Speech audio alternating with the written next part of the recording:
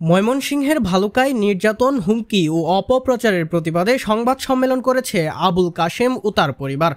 রবিবার সকালে উপজেলার পাড়াগাঁও এলাকায় সংবাদ সম্মেলনে লিখিত বক্তব্য পাঠ করেন আবুল কাশেম।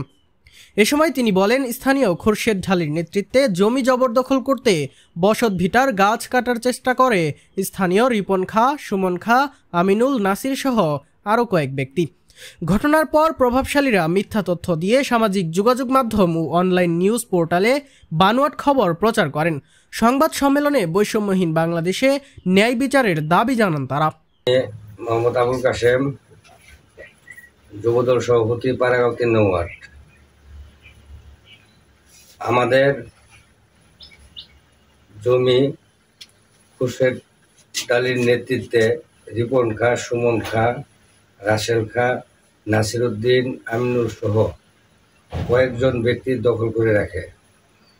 আমার দলিল নাম্বার 4936 এবং 7391।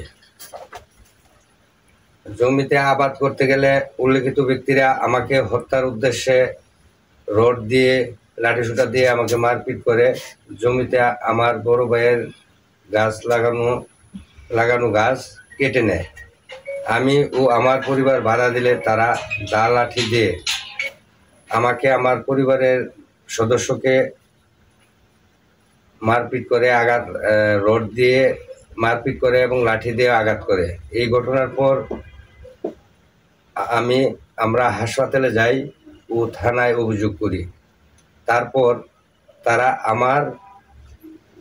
আমার পরিবারের বিরুদ্ধে মিথ্যা তথ্য দিয়ে ফেসবুক, অনলাইনে খবর প্রচার করে, ফলে আমার পরিবার ও দলের মানহানি হয়।